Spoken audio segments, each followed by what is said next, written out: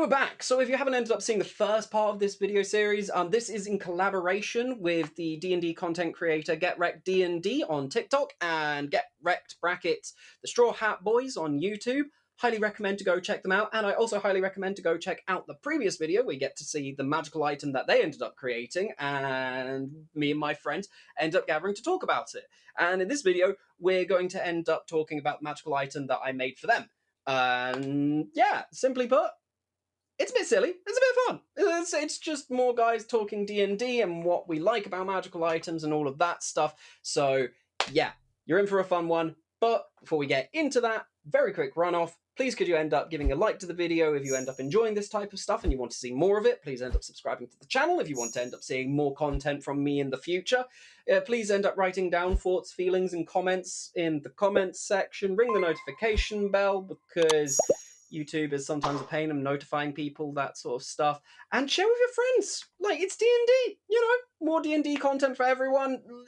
At minimum, it's to get those creative juices flowing, get your mind feeling, get you into the mood for having some fun TTRPG content. And yeah, let's get on with the video, where this time we're going to be talking about my own personal item in front of Liam and Fred. Let's see what they end up thinking of it. And we're back. We got Liam, Fred again. If you haven't ended up hearing about these guys, go check out the previous video, previous segment. I don't know. So we won't do introductions and everything because I've got another magical item which I need to show you. How frightened should we be?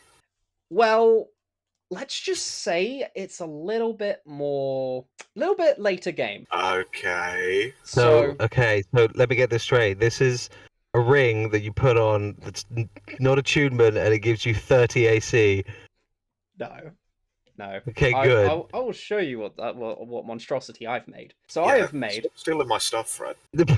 No. Where do you think all my good ideas come from? Oh. Right, go for it. I'm ready. This is what I call the hot potato. Oh my god. Yes. Oh no. This fist-sized ruby glows with a molten heart, whispering promises of immense power to those who hold it. The hot potato is sentient, sly, and malicious, always urging its bearer to keep it close. It has the abilities Explosive Toss. As an action, the bearer can hurl the hot potato up to 30 feet. Upon impact, it detonates in a burst of fire. Each creature within 10 feet of the point of impact must make a DC 15 dexterity saving throw, taking 3d6 fire damage on a failed save or half as much on a success.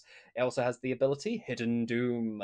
If a creature remains attuned to the hot potato for 7 consecutive days, the ruby's true nature is revealed. At the end of the 7th day, the hot potato detonates in catastrophic fashion.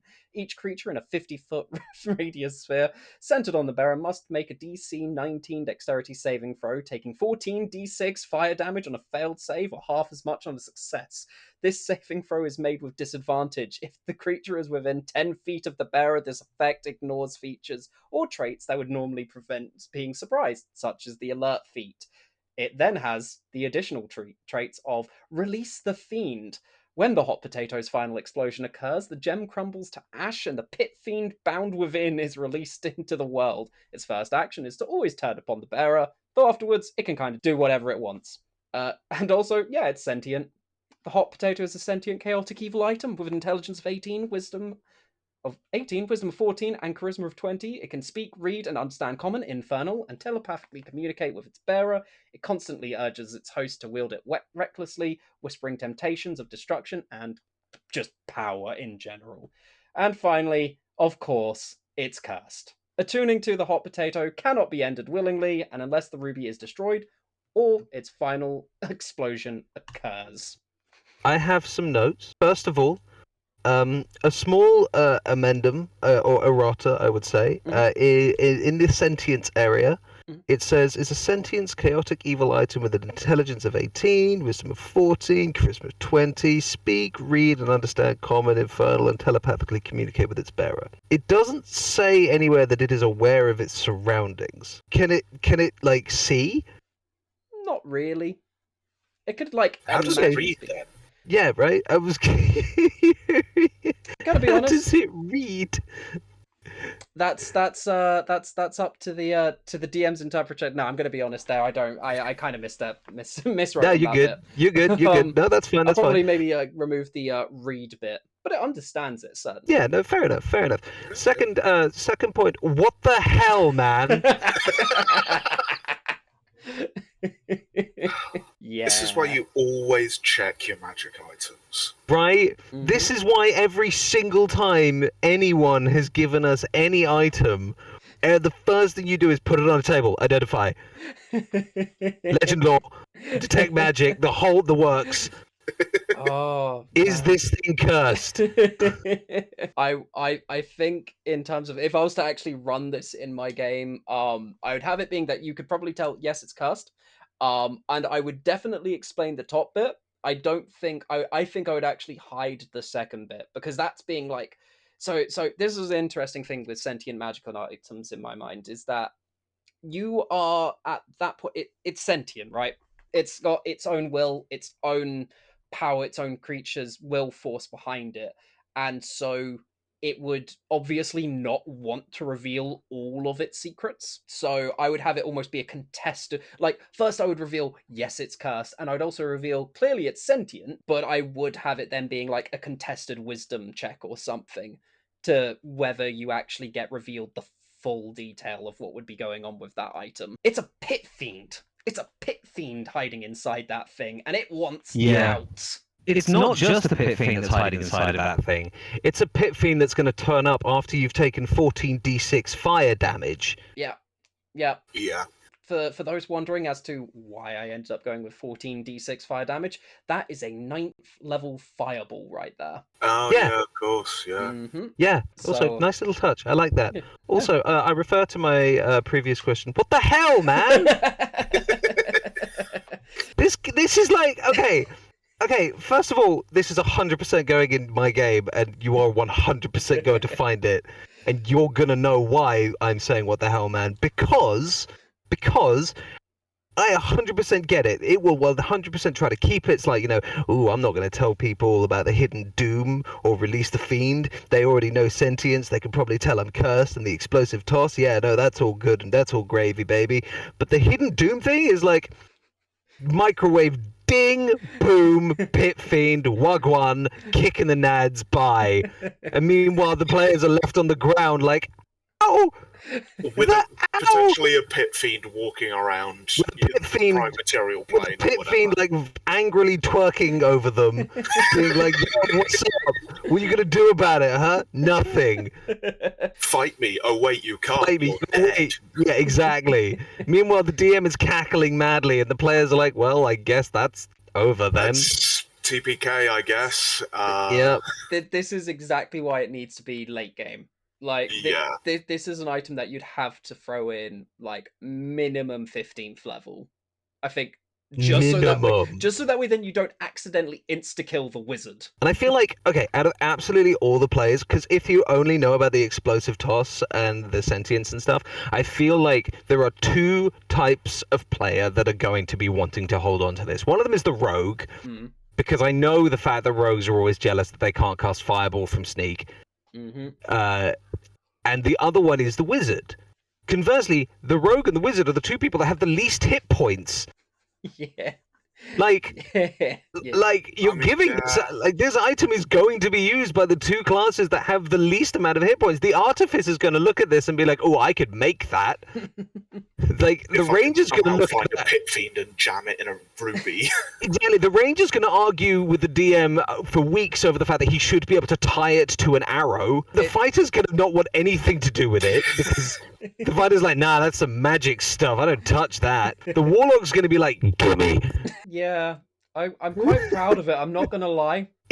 I do remains attuned to it for 7 consecutive days, and that's one single shopping episode, right? Like, you're in a town, you lie down in the tavern, you've just done all your shopping and everything, and the next morning is, I'm not going to make the joke I was going to make, but next morning is a really, really bad time for whatever town you happen to be in. Yeah, it's not going to end well. I would also so the thing is in the description for it. It's made it sound a little bit super obvious with the description of the wording. I would play the sentience inside it as a lot more conniving, sort of being 100%. It would be a lot more just like, yeah, no, use me, bro. I want to blow up. I want to blow things up. Chuck me at your enemies. Hey, it's great. Like I would make it very much sort of try to A make surfer people... bro that lives for explosions. Oh my god, that'd be great. Yo, dude, is it just me or are those goblins over there like 10 feet of each other? Bro, Yeah, this is some opportunity. hella combustible, dude. I love the idea that you've got like an evil surfer bro being like, yeah, dude, crimes. I will say one small addendum I would make is for the explosive toss. I would specify that like the hot potato is unaffected by the damage. Yeah, In some I way agree with that. specify that, Oh yeah, that it's reusable. the explosive toss is not the final explosion, Yeah. and then the hidden doom is this ruby is destroyed. Yeah, that's a good... One small amendment I would also make. In the intro paragraph, fist-sized ruby, the description, the hot potato is sentient, sly, and malicious, which is never a sentence I thought I'd say, always urging its bearer to keep it close. But then the first ability is explosive toss. Yeah, throw it away. Yeah, like maybe have a thing like, you can throw the hot potato, but then it would always come back. Or have it like a bit like a really, really, really, really demonic Thor's hammer. Oh, so sort of with the was it the throwing magical item property? Where Yeah, exactly, with the thrown so that it returns back to you. Just yeet it at a goblin, it explodes, and then just fly straight back. Yeah. It's just like, you can't get rid of me that easily. Or maybe it's like a Either bonus action to resummon it or something. Or like adjust the wording so rather than always urging its bearer to keep it close, it's always urging its bearer to make use of it. Yeah. Also, I like the idea that it's sentient. It's been around for a while. Like, the secrets this thing must hold. This thing is like a pyromancer's wet dream. Yes, I appreciate the irony of that sentence. But, like, this thing is great for, like, you have a slightly morally ambiguous pyromancer character who's like, I mean, I'm not saying I meant to burn down the library. I'm just saying maybe they shouldn't make books so flammable, This item is perfect for that one character. Or the person who's like, I didn't ask if they were in range. I said I cast Fireball. I've just realised what this item is. It's a hot potato? Yes, but this I have accidentally made an absolutely amazing counter item to a group of murder hobos. Oh my god, yeah, you have. Actually, you have. Like, this is the consequences of your actions. To that shit. Wait, no, I've got another idea. Go. So this item has a special property. Mm-hmm. If you throw the item and it is caught by someone, the damage it deals for the explosive toss is increased by an extra 3d6. Because then it's literally the game of hot potato. You throw it, it's caught. You throw it, it's caught. You throw it, it's caught. So that then the whole combat is just throwing to catch the potato. But then when you actually throw it, it's like, hey, guess what, chuckle nuts, think fast.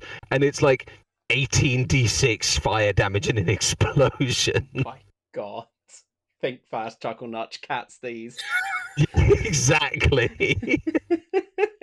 And then it's actually a game of hot potato, but then if someone drops it, it detonates. That would be so terrifying. I love it. I know! And the DC goes up because it's getting hotter.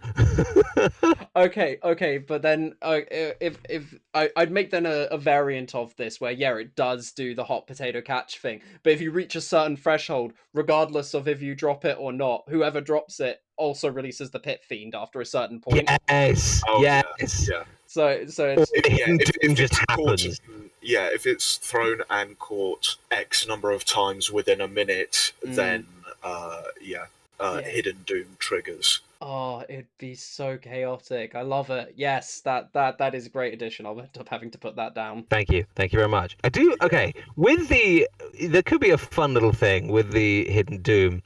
You could put a thing of like, if someone has the ability of evasion to try and negate the damage, the pit fiend materializes and holds them in a full Nelson so that they still... Just to really get in there. You're not escaping this one, you so-and-so.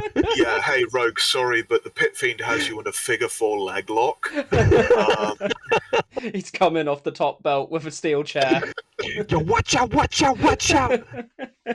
Yeah, to add on like this effect ignores a surprise prevention. I would probably also add on the ignores evasion clause. However, that would be worded. This damage cannot be reduced or prevented in any way or something. Yeah. Yeah, I'd probably have to end up doing maybe ignores evasion or something. I still kind of like the idea of barbarian being able to tank it. Like, if they're raging. Oh yeah, I mean, if you've got a bear totem barbarian and they're for whatever reason already raging, I mean, yeah, let them have it. Like 100%. I feel like this happens, and then the barbarian's like, "What? What was that? What happened? That was weird. That tickled." If you show me a barbarian that will take that, I just say that was a tickle. I would like to introduce you to Liam's character, Haz, the barbarian. Oh yeah, with over 2 aliens. Well done. You've reduced me to 250 hit points. Meanwhile, the pit fiend's like, "I'm out." Like, it just doesn't attune to Haz. You're good, bro. It just doesn't attune. It just ends up blowing up, wipes out almost the entire party. Just this one barbarian stood there staring dead-eyed at it and just goes, "You know what? Peace." Just floats off.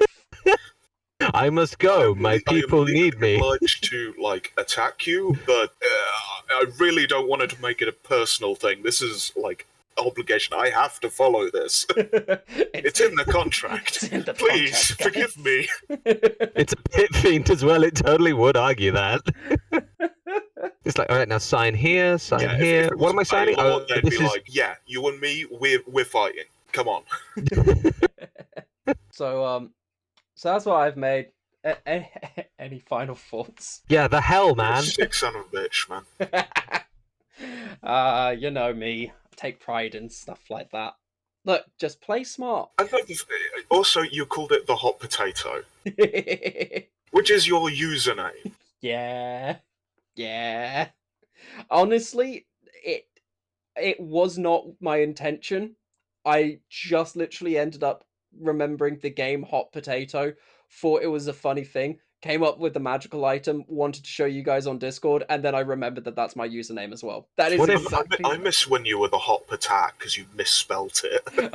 I was about to say, what if there was a lesser version of this called the hot potot, and instead of a full-on hot potato, it's just a sliver, and it needs to you need to collect the rest of the hot potats to make the hot potato. Thanos ain't got nothing on this. I've collected all 6 hot potats. Behold, the ultimate pop blows up. Behold, the infinity mitten, the infinity oven mitt. Oh dear. We have fun here. And then the power of heart comes in, and it ends up just being Captain Planet. It's just Captain Planet. Yeah, you didn't know how Captain Planet was a pit fiend? Oh my god. Well, that's an image. I hope someone does that. I want to see that. I want to see Captain Planet as a pit fiend. Yes. And he's just calling himself the hot potato. Oh dear. Actually, the hot potato would be a decent to the one we just did previously, the Crown of the Queen. I feel like the hot potato would be a semi-decent counter to that. Yeah? Wait. I mean, yes, technically it would be good. Elaborate. Please expand. So, okay, so the Crown of the Queen is a crown that you wear, and it makes every single insect within a mile radius come towards you, right? Right. It doesn't give you any increased AC. It doesn't give you any extra special defenses. It just debuffs everything around you, essentially. Except the hot potato, because if you're carrying the Crown of the Queen and you're like, I have unlimited power, you hear a microwave ding, the pit fiend starts chuckling, and suddenly that person is burned to a crisp. Meanwhile, the pit fiend picks up the crown and puts it on and is like, I am now awful. Oh god, a pit fiend with the Crown of the Queen on. Oh no! Stop giving him ideas, Fred. No!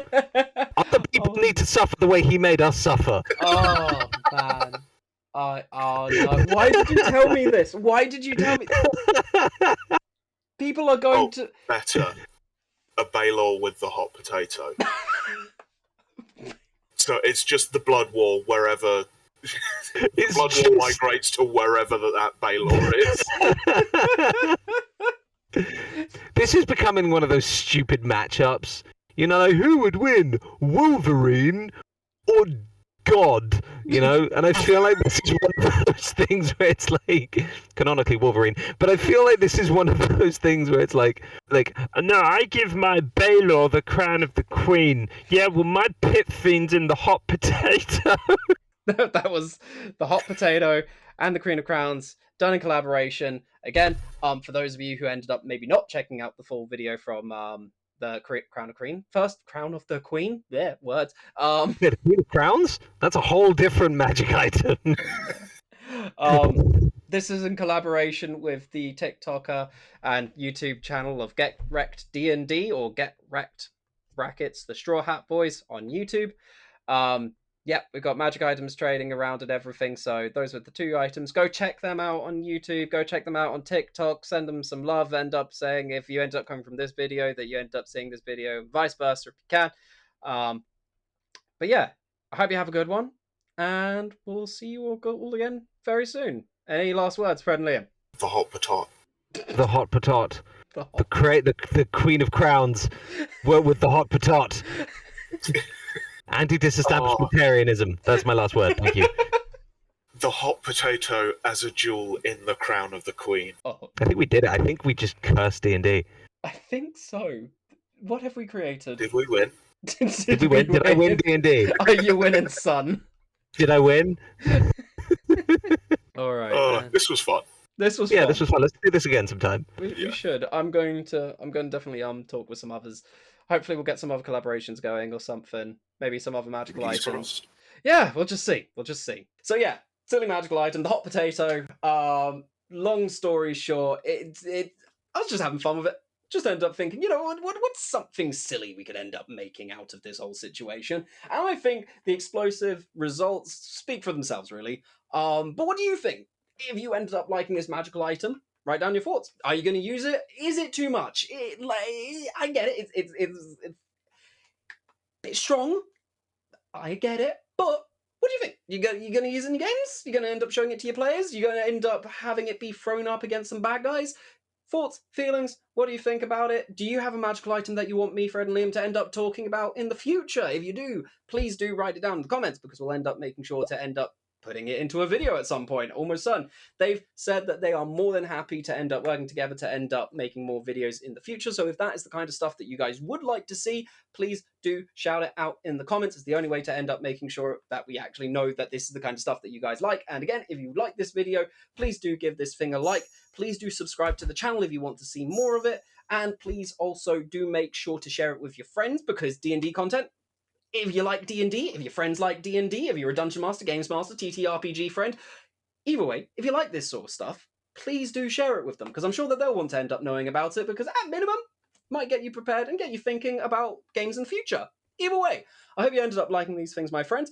Do remember to hit the notification bell as well, because YouTube is sometimes spotty for making people actually be aware of the fact that people are posting and everything. Oh, right, secret part, because you've ended up making it to the end of this video.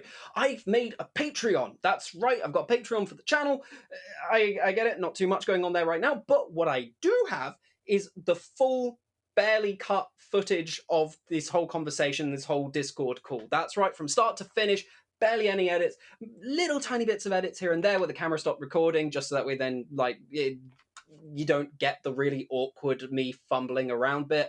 But yeah, it's uncut from start to finish, covers everything. I probably ended up editing out a little bit of that sort of stuff during the whole editing process. So if you want to end up seeing what got left on the cutting room floor, please do go check that out. It's pretty cheap sign up. I don't have much on there, and making content and everything, just sort of getting into it for the long form content. So not much there now. Hopefully more there in the future, and we'll see where it takes us. Either way, I hope you have a good one, my friends. I hope to see you around soon. Please, again, shout outs, likes, shares, subscribes, all of that stuff if you want to see more. In the meantime, I hope you have a good one. Keep your dice rolling, have many fun adventures. Until next time, my friends, I'll see you again soon. Have a good one. Bye-bye.